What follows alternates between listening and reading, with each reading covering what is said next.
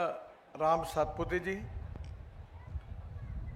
माझ्या अतिशय जुन्या परिचित आदरणीय संजीवनीताई सुभाष पाटील, केशवराव कृष्णराव पाटील, भानुदास यशवंत राऊत, अप्पासाहेब देशमुख, मंचावर उपस्थित भारतीय जनता पार्टी, शिवसेना, त्याचप्रमाणे राष्ट्रवादी काँग्रेस या मित्र पक्षाचे सर्व सन्माननीय नेते मंडळी आणि उपस्थित माझ्या बांधवांना आणि बहिणींना,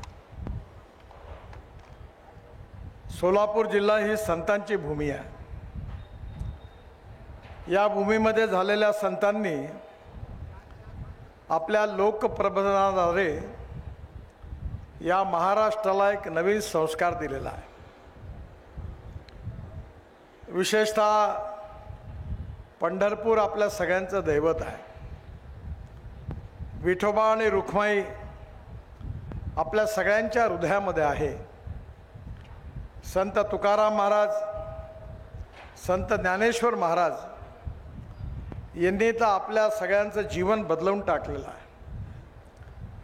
या अशा संतांच्या भूमीमध्ये विशेष रूपाने एकीकडे तुळजाभवानीचं मंदिर आहे, अक्कलकोटला स्वामीजींचं निवासस्थान आहे, त्यांचं मंदिर आहे, आणि गाणगापूरला आपण सगळे श्रीदत्त चरणी त्या ठिकाणी वंदन करण्याकरता जातो. खरं म्हणजे हे जे सगळं ऐतिहासिक आणि धार्मिकदृष्ट्या महत्त्वाची स्थळं आहे, हा आपल्या महाराष्ट्राचंच नाही तर देशातले अनेक लोक या ठिकाणी दर्शन घेण्याकरता येतात. मला आठवतं, माझी आई मृत्यूच्या पूर्वी पंढरपूरला आली होती, देहू आळंदीला गेली होती, त्यानंतर अक्कलकोटला गेली होती, गाणगापूरला गेली होती, आणि आल्यावर तिने मला असं सांगितलं की नितीन, तुला कधी जर संधी मिळाली तर या सर्व ठिकाणी जाणारे रस्ते चांगले कर. खूप लोक येतात, त्यांना त्रास होतो. आणि त्या काळामध्ये गाणगापूरचा रस्ता तर फारच खराब होता. आणि मला अतिशय आनंद आहे की मी ज्यावेळी महाराष्ट्रामध्ये मंत्री झालो त्यावेळी पण मला अनेक रस्त्याची, पुलाची कामं करण्याची संधी मिळाली. मुंबई पुणे एक्सप्रेस हायवे बांधण्याची संधी मिळाली, 55 उड्डाणपूल मुंबईत बांधण्याची संधी मिळाली, समुद्रात वरळी बांद्रा सीलिंग प्रोजेक्ट बांधण्याची संधी मिळाली. आणि ज्यावेळी 2014 साली मी मंत्री झालो त्यावेळी मला राष्ट्रीय महामार्गाचा मंत्री म्हणून काम करण्याची संधी मिळाली.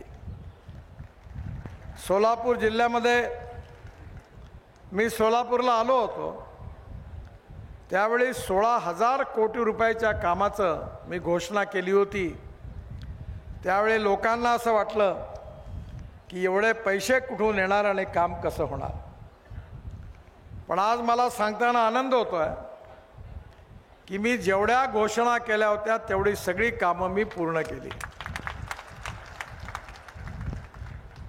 मला आत्ता राम सातपुते म्हणाले, असं तुम्ही सांगा, हे सांगा. म्हटलं मी काही सांगणार नाही, माझ्या हातात जे आहे तेच सांगेन. म्हटलं मैं जो बोलूंगा वो 100% डंके की चोट पर पूरा करके दिखाऊंगा.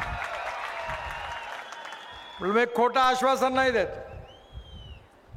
पण त्यांनी आता 5 स्टार MIDCची मागणी केली आहे. मी माझ्याकडनं महाराष्ट्र सरकारला, उद्योग मंत्र्यांना आणि मुख्यमंत्र्यांना इलेक्शन झाल्यानंतर निश्चितपणे तुमच्याकरता जरूर शब्द टाकीन, हा विश्वास देतो.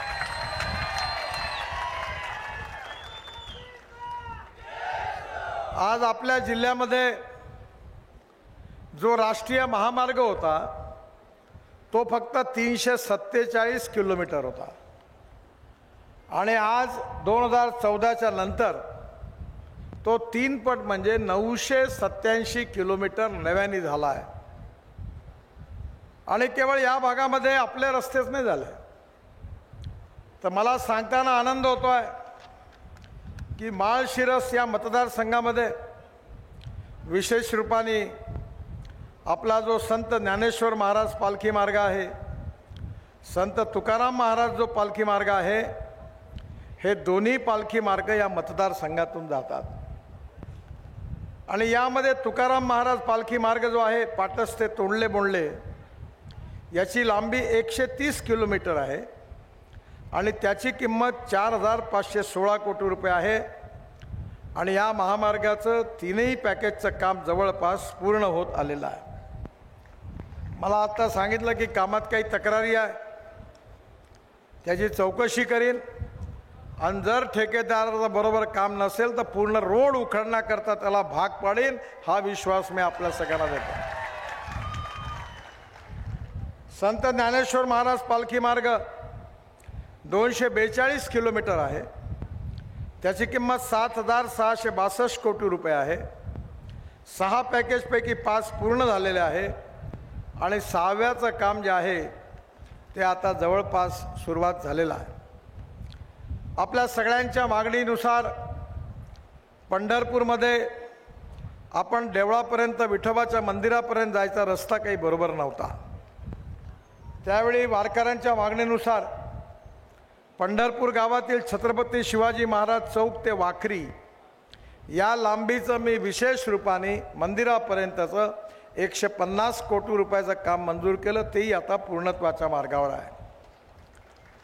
हा पालखी मार्ग बांधत असताना संत ज्ञानेश्वरांचं एक केलेलं फार सुंदर गाणं वृक्षवल्ली, हे फार सुंदर त्यांच्या विचाराच्या आधारावर झालेलं मराठीतलं गाणं होतं आणि त्या सगळ्यात वृक्षांचं वर्णन केलं होतं.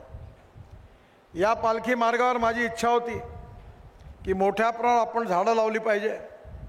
43,000 झाडं लावली आणि त्यामध्ये वड, पिंपळ, कडुलिंब, उंबर, जांभूळ, बांबू, नांदुरकी, शिसम या देशी प्रजातीची झाडं ठिकठिकाणी लावल्या गेली आहेत. संत तुकाराम महाराज पालखी मार्गामध्ये 1000 झाडांचं ट्रान्सप्लांटेशन झालेलं आहे. आणि सगळ्यात महत्त्वाचं म्हणजे तुम्हाला मी हे समजून सांगण्याची गरज नाही आहे, ती म्हणजे आपल्या सगळ्यांकरता जेवढा प्राणवायू महत्त्वाचा आहे तेवढंच पाणी महत्त्वाचं आहे. मी पण शेतकरी आहे, 4 साखर कारखाने चालवतो आणि पश्चिम महाराष्ट्रात नाही, विदर्भात चालवतो. आमच्याकडे 22 साखर कारखाने बंद पडले, दिवाळं पिटलं त्यांनी. पश्चिम महाराष्ट्र म्हणजे मेरिटमधल्या विद्यार्थ्यांची शाळा आहे ऊसाच्या बाबतीत. मराठवाडा म्हणजे फर्स्ट क्लासमधले आणि विदर्भ म्हणजे जे 100% नापास झाले त्याची शाळा आहे. त्यामुळे मला माहिती आहे की पाण्याचं महत्त्व काय आहे. पण मी तुम्हाला नेता म्हणून नाही सांगत. तर मला 9 डॉक्टरेट मिळाल्या आहेत, डिलीट मिळालेल्या आहेत आणि त्यापैकी 5 डॉक्टरेट ज्या आहेत त्या कृषी विद्यापीठांच्या आहेत. मी स्वतः वॉटर कॉन्झर्वेशन जलसंवर्धन याच्यात काम करतो. त्यामुळे पालखी मार्गामध्ये विशेष रूपाने वॉटर कॉन्झर्वेशनचं काम व्हावं याकरता विशेष प्रयत्न केले गेले. या पालखी मार्गामध्ये 24 तलावांचं खोलीकरण झालं आणि 15 लाख क्युबिक मीटर एवढं मटेरियल बाहेर काढलं आणि तेवढा जलसाठा वाढला. मला आनंद आहे की त्यामुळे अनेक विहिरींना पाणी आलं. आमच्या विदर्भामध्ये जवळपास 10,000 पेक्षा जास्त शेतकऱ्यांनी आत्महत्या केल्या, कारण पाण्याची कमी आहे. आणि म्हणून मी यावेळी आमच्या गावातल्या नदीचं खोलीकरण रुंदीकरण केलं. माझ्याकडे 3 विहिरी आहे आणि मला सांगताना आनंद होतो की पहिले मार्च-एप्रिल महिन्यात 1 तास पंप चालायचा. आता माझ्या 3ही विहिरीवर भारत सरकारच्या योजनेतून 7.5 हॉर्स पॉवरचे 3 पंप आहे आणि 8 तास चालतात आणि 60 एकर जमीन पूर्ण सिंचनाखाली आहे. आणि माझ्याकडे एका एकरामध्ये 10 एकर ऊस होता, 88 टन एकरी ऊस झाला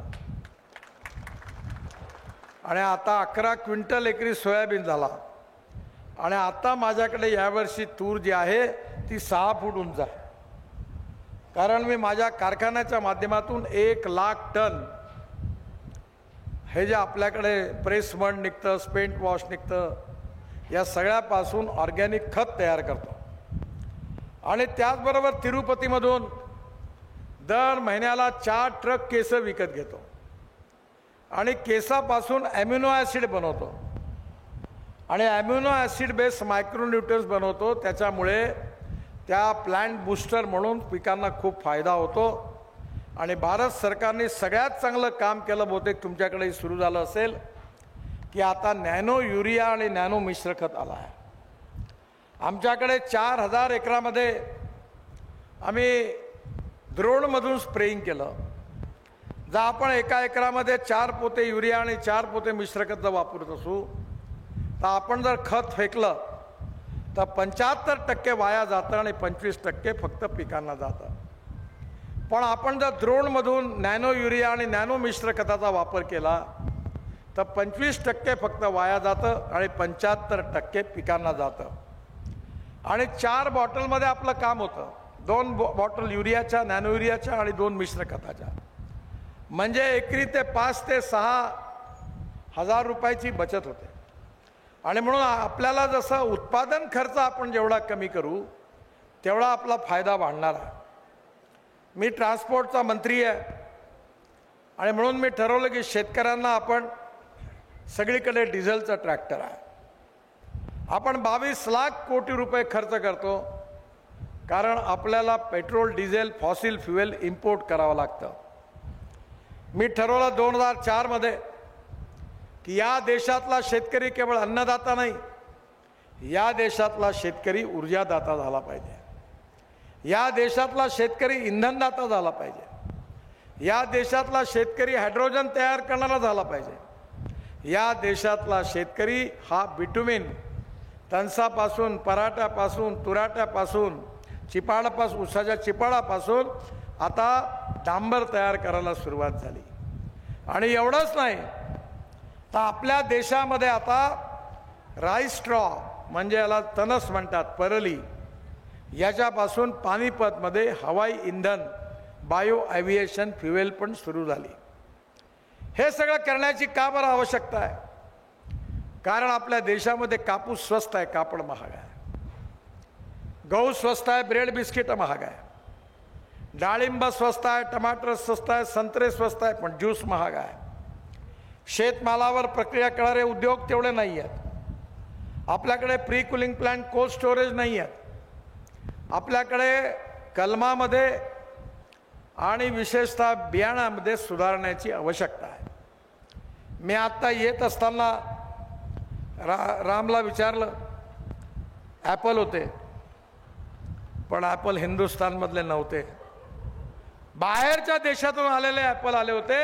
याचं कारण आपल्या इथल्या ॲपलची क्वालिटी जेवढी चांगली पाहिजे तेवढी नाही. आपल्या नाशिकमध्ये सह्याद्री नावाची फॉर्मर प्रोड्यूस कंपनी आहे, शिंदेची. त्यांनी 1500 कोटी रुपयाचे द्राक्ष निर्यात केले कारण त्यांनी स्पेनमधून कलम आणली आणि त्या ठिकाणी उत्तम प्रजातीय तयार केल्या. म्हणून येणाऱ्या काळामध्ये जगातलं मार्केट जर आपल्याला कॅप्चर करायचं असेल, एक्सपोर्ट वाढवायचा असेल, शेतकऱ्याची प्रगती आणि विकास करायचा असेल, तर आपल्याला बीज आणि कलमा या दोन्ही क्षेत्रात आमूलाग्र काम करण्याची आवश्यकता आहे. आज आपल्याकडे पुण्याला वसंतदादा शुगर इन्स्टिट्यूट आहे. 80-032 किंवा 265 या 2 जाती आता बहुतेक तुम्ही लावत असाल, पण आज त्याच्यावर संशोधन सुरू आहे की आपल्या इथे ऊसाचं उत्पादन कसं वाढेल.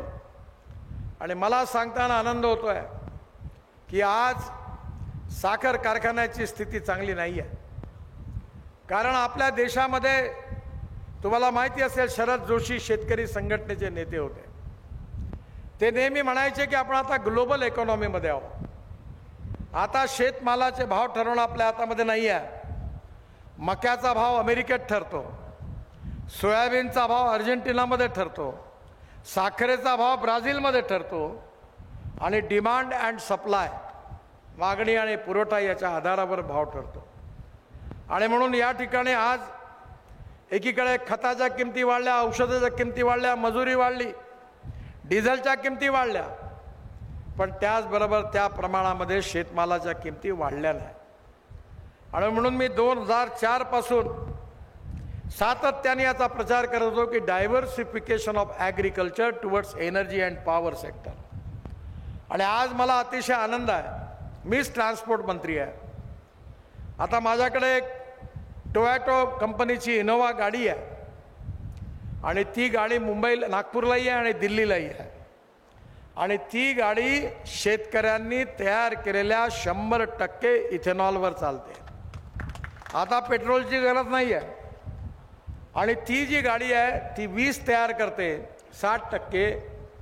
आणि त्यामुळे पेट्रोलचा ॲव्हरेजची तुलना केली तर 25 रुपये लिटर पेट्रोलचा भाव येतो, प्रदूषण शून्य. मी आता निर्णय घेतला आहे आणि जवळपास Tata, Mahindra, Toyota, Hyundai, Suzuki या 5ही कंपन्यांच्या फ्लेक्स इंजिनच्या गाड्या 6 महिन्यात बाजारात येणार आहे 100% इथेनॉलवर. बजाज, TVS, हिरो, होंडा, मी स्वतः त्यांच्या इथेनॉलवर 100% चालणाऱ्या स्कूटर लॉन्च केल्या, ऑटो रिक्षा लॉन्च केल्या. आणि एवढंच नाही तर या खात्याचा मंत्री असल्यामुळे मी सगळ्या ट्रॅक्टर कंपनींना बोलावलं. युरो 6 हे इमिशन नॉर्म लावण्याचा प्रस्ताव माझ्याकडे आला. सगळ्या ट्रॅक्टर कंपनीने सांगितलं की ट्रॅक्टरची किंमत यामुळे 1 लाख रुपयांनी वाढेल. मी त्यांना म्हटलं याचा एकच उपाय आहे, तुम्ही इथेनॉलवर चालणारा, CNGवर चालणारा ट्रॅक्टर तयार करा, इलेक्ट्रिकवर चालणारा ट्रॅक्टर तयार करा. मी हा प्रस्ताव मागे घेतो आणि मला सांगताना आनंद होतो आहे की आता इलेक्ट्रिकचा ट्रॅक्टर तयार झाला आहे. महिंद्रा अँड महिंद्रांनी CNGवर चालणारा ट्रॅक्टर तयार केलेला आहे. आणि येणाऱ्या काळामध्ये आता CNGवर चालणारा स्कूटर आणि मोटरसायकल पण येणार आहे. हा CNG कसा तयार होतो आहे? आपल्या साखर कारखान्यामध्ये असणारं स्पेंट वॉश आणि प्रेस मड, पराठ्या, तुराट्या, ज्वारीचे फळं हे बायोडायजेस्टरमध्ये टाकल्यानंतर त्यातून मिथेन निघतो आणि मिथेनवरून CNG निघतो. मी जेवढं बोलतो आहे तेवढं सगळं मी करतो. ज्याला शंका असेल ते पाहायला येऊन जा माझ्याकडे. आणि आता या CNGवर मी पुण्यामध्ये बजाज कंपनीची मोटरसायकल 2-2.5 महिन्यापूर्वी लॉन्च केली होती. त्यावेळी राजीव बजाज यांनी सांगितलं की पेट्रोलवरची मोटरसायकल जेव्हा चालते तेव्हा 1 किलोमीटरचा त्याचा खर्च 2 रुपये 25 पैसे येतो आणि CNGवर चालणाऱ्या मोटरसायकलचा खर्च केवळ 1 रुपया पर किलोमीटर येतो.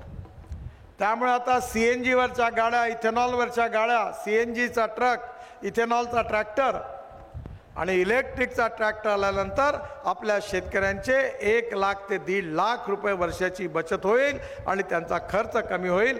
To save money is to earn money. पण शेतकऱ्यांनी हे सगळं तंत्रज्ञान स्वीकारलं पाहिजे. आपण मक्यापासून इथेनॉल करण्याची परवानगी दिली, शुगर केन ज्यूसपासून, उसाच्या रसापासून इथेनॉल करण्याची परवानगी दिली, तांदूळापासून, गव्हापासून, ज्वारीपासून, बांबूपासून, बायोमासपासून, बगास, राईस स्ट्रॉ, तणस याच्यापासून इथेनॉल करण्याची परवानगी दिली.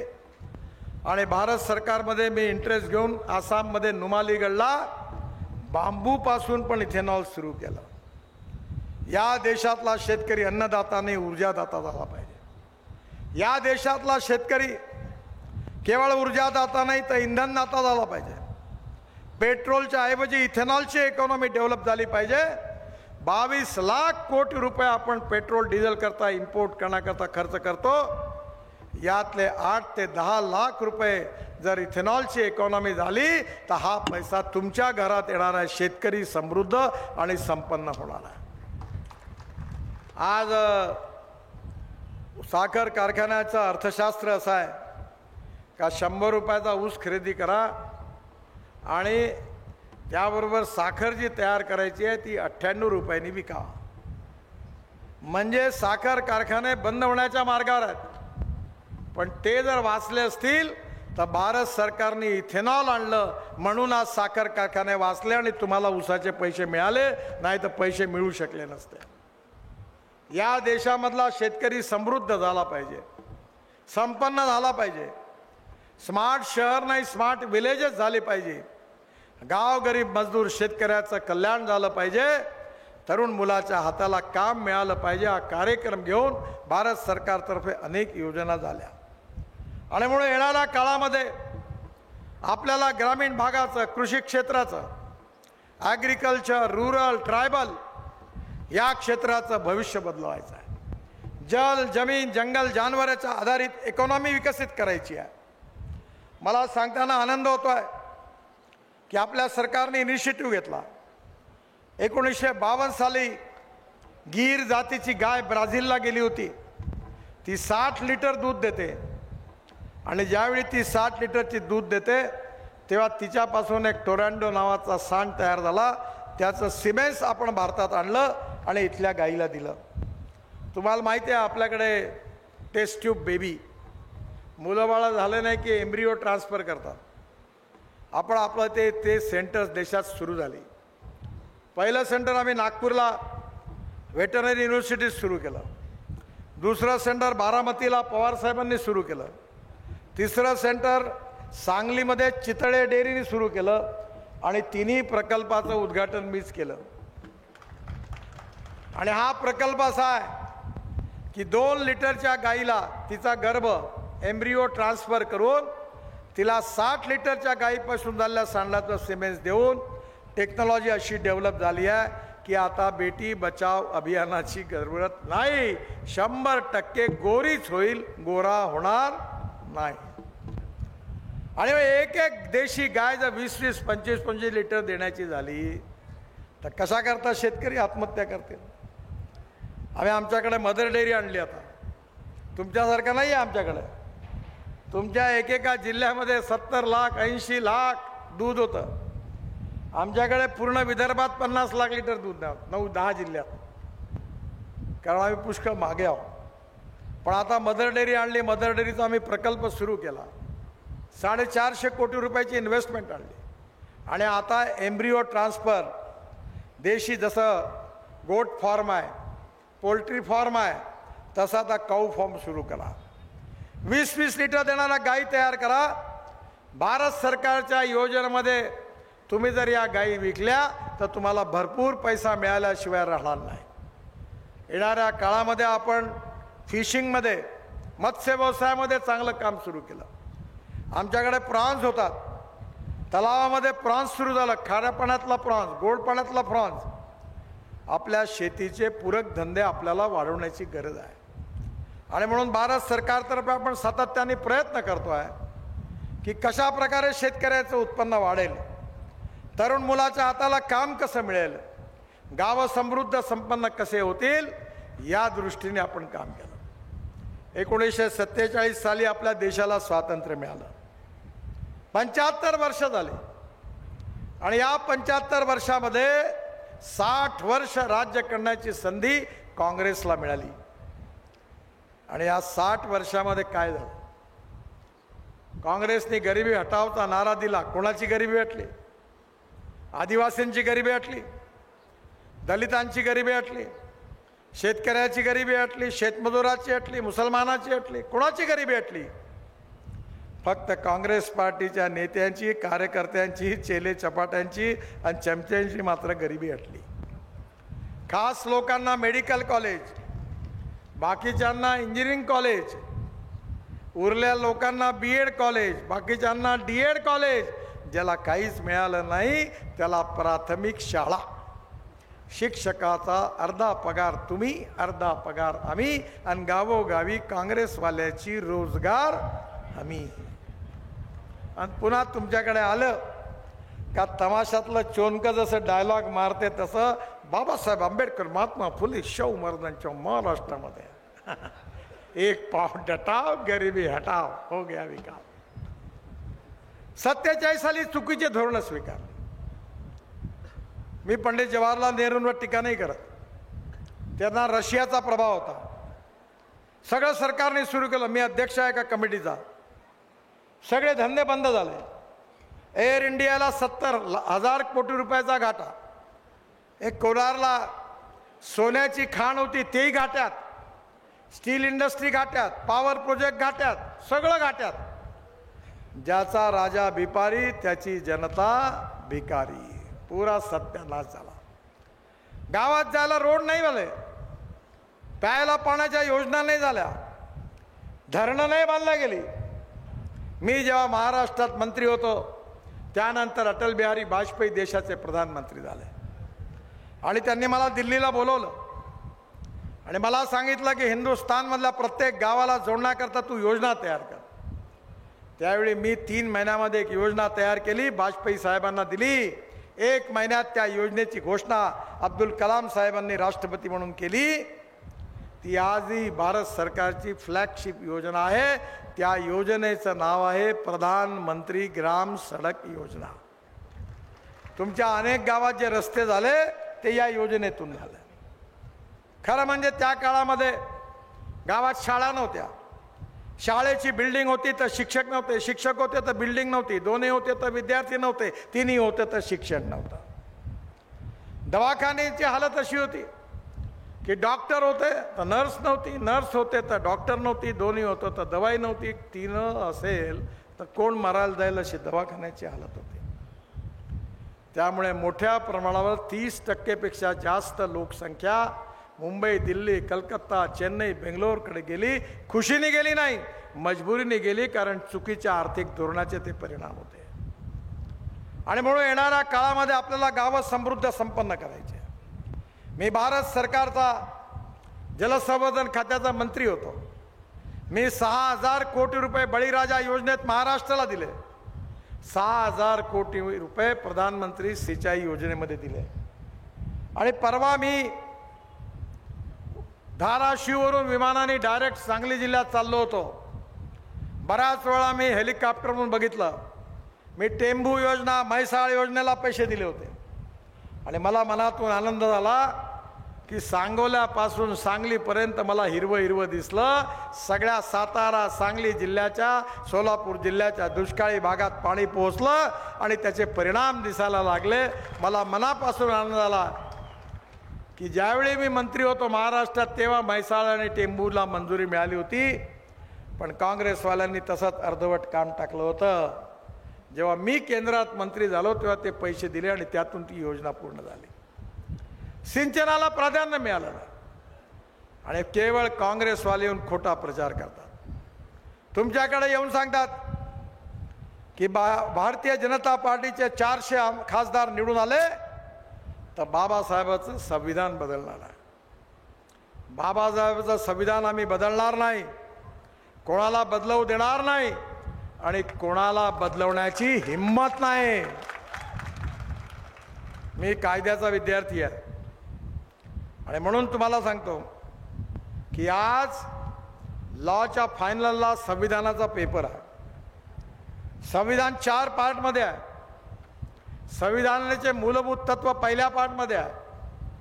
त्याच्यावर सुप्रीम कोर्टामध्ये एक केस झाली होती, केशवानंद भारती केस, आणि त्या केसमध्ये सुप्रीम कोर्टाचे चीफ जस्टिस आणि 10 न्यायमूर्तींचं खंडपीठ होतं आणि त्यांनी निर्णय दिला की silent features of the constitution cannot be change. संविधानाचे मूलभूत तत्व बदलता येत नाही. ही मूलभूत तत्व कोणती होती? लोकतंत्र, समाजवाद, धर्मनिरपेक्षता, freedom of speech, fundamental right, हे बदलूच शकत नाही. आणि बाकीच्या 3 पार्टमधल्या संविधानाच्या धज्जिया कोणी उडवल्या असतील तर काँग्रेस पार्टीने उडवल्या. ज्यावेळी 75 साली आणीबाणी लागली त्याच्या आधी मी त्यावेळी विद्यार्थी होतो. अलाहाबाद हायकोर्टाने इंदिरा गांधींच्या विरुद्ध निर्णय देऊन त्यांची लोकसभेची निवडणूक अवैध घोषित केली. त्यावेळी स्वतःच्या स्वार्थाकरता काँग्रेस पार्टीने बाबासाहेबांच्या संविधानाच्या धज्जिया उडवल्या. आपल्या स्वार्थाकरता संविधान बदलवून टाकलं आणि आज संविधानाची प्रत घेऊन इंदिराजीचा नातू लोकांना गुमराह करण्याकरता गावागावात फिरून झाला. त्याला विचारा की 75 साली संविधान कोणी तोडलं. आणि म्हणून कुठल्याही अपप्रचाराला बळी पडू नका. काँग्रेसने मुसलमानांना सांगितलं कि तुम्हाला देखो बीजेपी वाले खतरनाक है, चुन कर आएंगे तो आपको कटवा देंगे, पाकिस्तान भिजवा देंगे. सुरक्षित रहना है तो पंजे पर मुहर लगाओ. तर तुम्हीच मला सांगा की काँग्रेसने मुसलमानांना काय दिलं? चहाची टपरी, पानठेला, कबाडीचं दुकान, ट्रक ड्रायव्हर, क्लीनर याशिवाय कोणता धंदा दिला? मी माझ्या कॉन्स्टिट्युन्सीमध्ये मुसलमानांना अंजुमन इस्लामला इंजिनिअरिंग कॉलेज दिलं.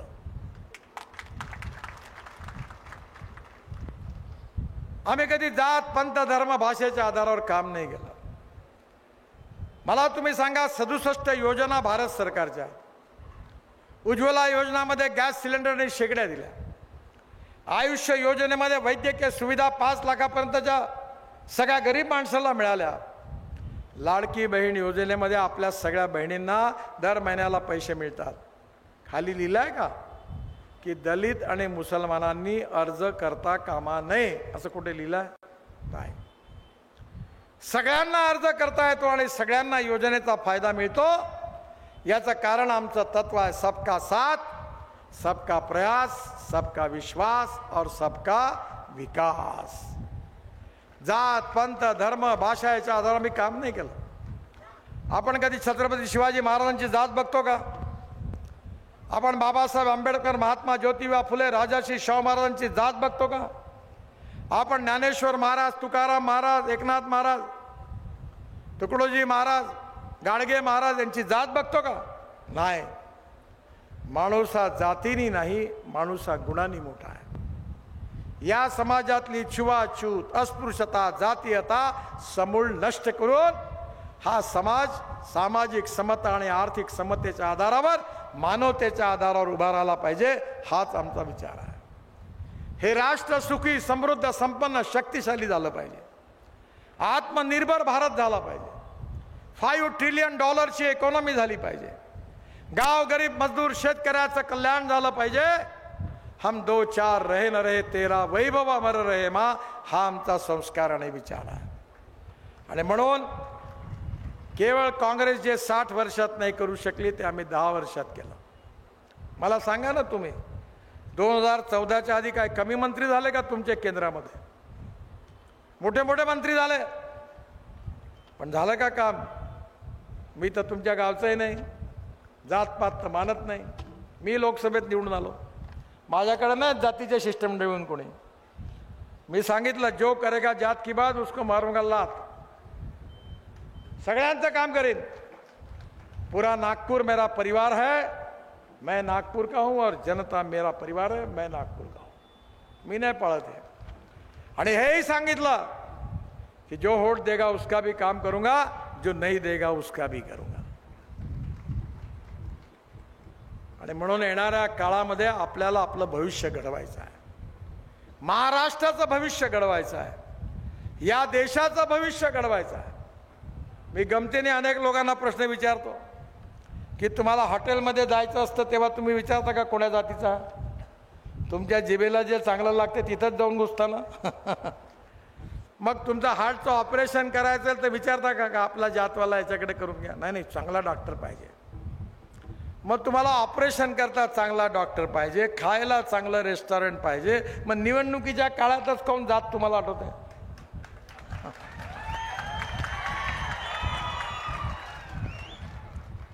जातीचा विचार नका करू, कामाचा विचार करा, कार्याचा विचार करा, कर्तृत्वाचा विचार करा, गुणवत्तेचा विचार करा. आणि चांगल्या पक्षाचा जो काम करेल, तुमचं भविष्य बदलेल त्याचा विचार करा. या मतदारसंघातून आपल्या सगळ्यांचे लोकप्रिय उमेदवार राम सातपुते या मतदारसंघातून उभे आहेत. आणि मी आपल्या सगळ्यांना विनंती करण्याकरता आलो आहे की या निवडणुकीमध्ये कमळाच्या फुलाची बटन दाबून नक्की जर राम या ठिकाणी निवडून आला, महाराष्ट्रात आमचंच सरकार येणार आहे. तुमच्या आशा, अपेक्षा, आकांक्षा आम्ही पूर्ण केल्याशिवाय राहणार नाही. रामला प्रचंड मताने विजयी करा आणि आपली सेवा करण्याची संधी द्या, ही विनंती करतो. मला पुन्हा 8 सभा रोज असतात आणि संध्याकाळी 6 वाजायच्यात हेलिकॉप्टर उतरावं लागतं. म्हणून घाई आहे. माझ्यावर जोरात म्हणा, भारत माता की, भारत माता की, भारत माता की. नमस्कार, धन्यवाद.